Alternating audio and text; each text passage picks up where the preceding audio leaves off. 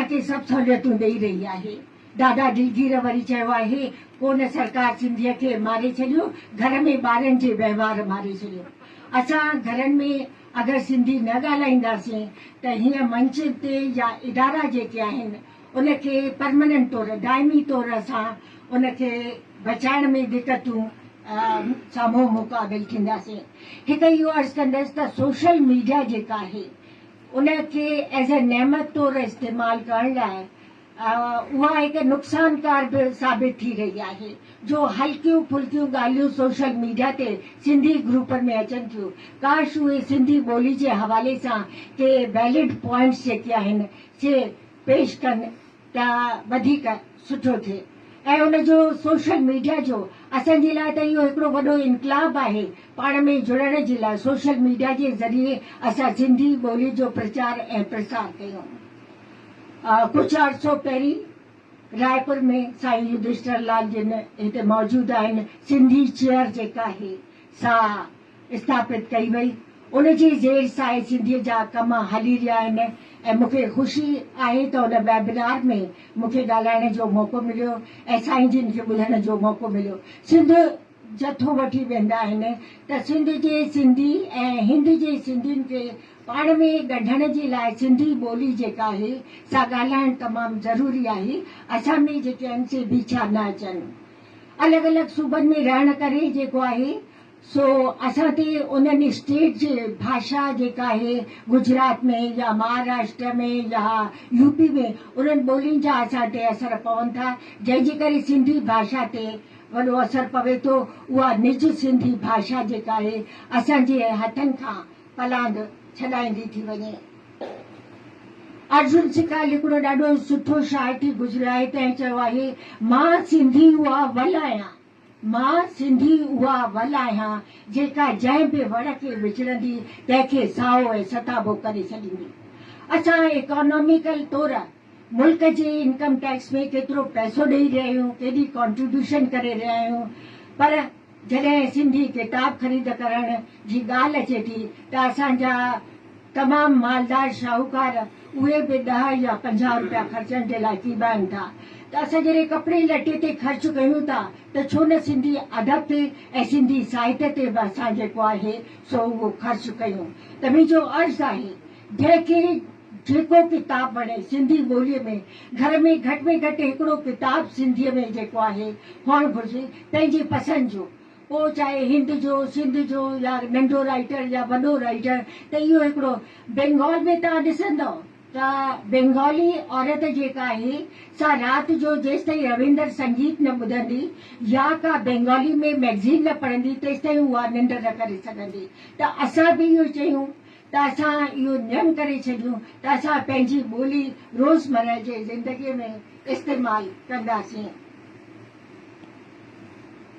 पंहिंजे ॿोलीअ जे बारे में मूं सर्वे बि कई आहे अलॻि अलॻि।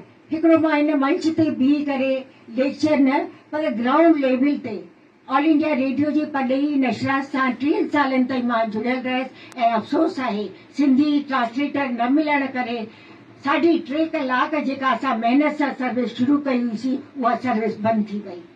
त असांखे जॾहिं सिंधी ट्रांसलेटर ई न मिलंदा त सिंधी सर्विस किथां हलाए सघंदा। अॼु गाना बि जेके आहिनि से रिपीट करे साॻिया हली रहिया आहिनि। ऑल इंडिया रेडियो जी एक्सटर्नल सर्विस दुबई वेंदी, अफ्रीकन कंट्री वेंदी, पाकिस्तान में मां तव्हांखे रिकॉर्ड ॿुधायां त उन्हनि असांखे ॾिसी करे खैरपुर ऐं कराची में सिंधी सर्विस जो आगाज़ कयो। त इहो हिकिड़ो असांजो इंडिया वारनि जो रिकॉर्ड आहे।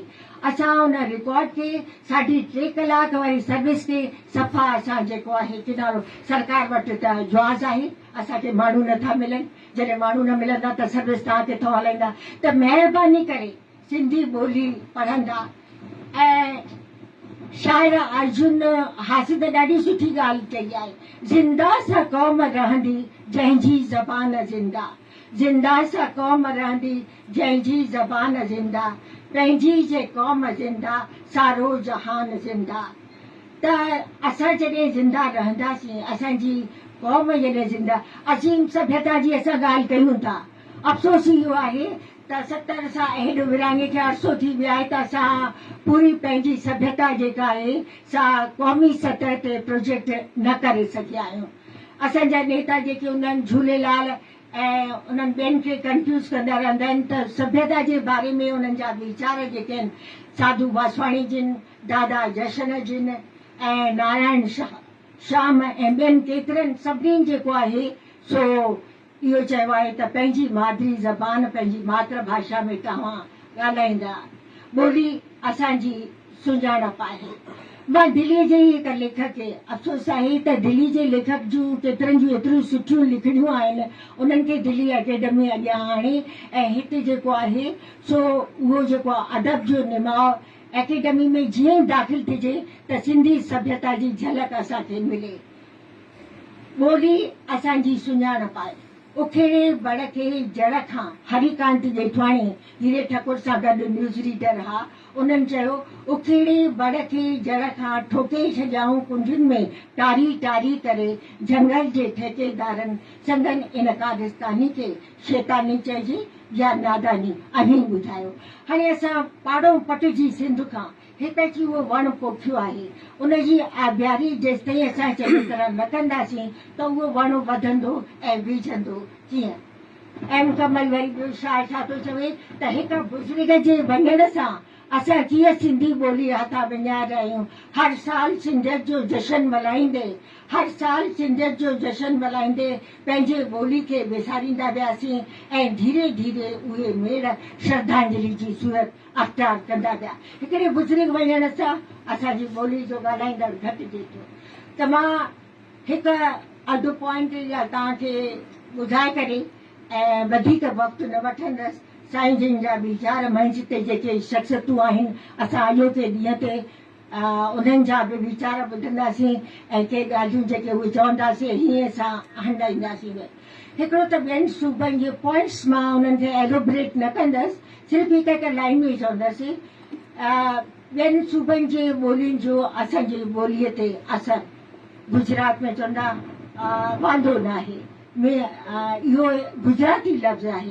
असांजी सिंधी ॿोलीअ में केतिरा गैर सिंधी लफ़्ज़ घिरी आया आहिनि। या घरेलू कुटुंबनि जो टुटणु, असां बुज़ुर्गनि खे घरनि मां कढी ॾिया आहियूं, उहे जॾहिं घरनि में हूंदा हुआ त ॿारनि सां सिंधी ॻाल्हाईंदा हुआ।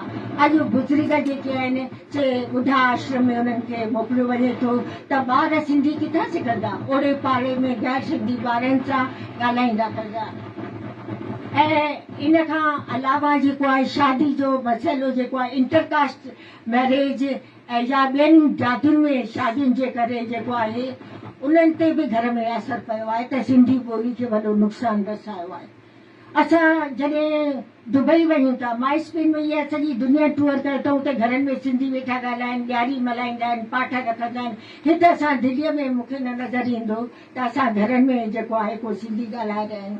त कुर्ब करे तव्हां सिंधी ॻाल्हाईंदा, जॾहिं विलायत जो सिंधी था ॾिसंदा उन्हनि जा ॿार बि सिंधीअ में ॻाल्हाईंदा। मां हिकु पॉइंट चई करे पंहिंजी ॻाल्हि ख़तमु करणु चाहींदसि।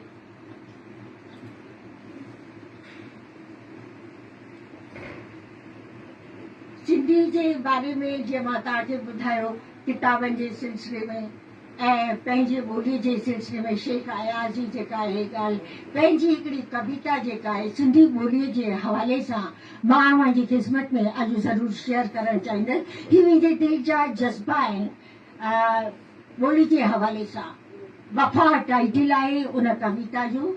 तूं मूंसां वफ़ा कर न कर, तूं मूंसां वफ़ा कर न कर, पंहिंजे ॿोलीअ सां त वफ़ा कर। तूं मूंसां वफ़ा कर न कर, पंहिंजे ॿोलीअ सां त वफ़ा कर। वफ़ा ऐं जफ़ा तो लाइ मुर्ज़ा लफ़्ज़ आहिनि, वफ़ा ऐं जफ़ा तो लाइ मुर्ज़ा लफ़्ज़ आहिनि। अड़े ही तुंहिंजो कहिड़ो ईमान आहे, अड़े ही तुंहिंजो कहिड़ो ईमान आहे। तूं मूंसां वफ़ा कर न कर, पंहिंजे ॿोलीअ सां त वफ़ा कर।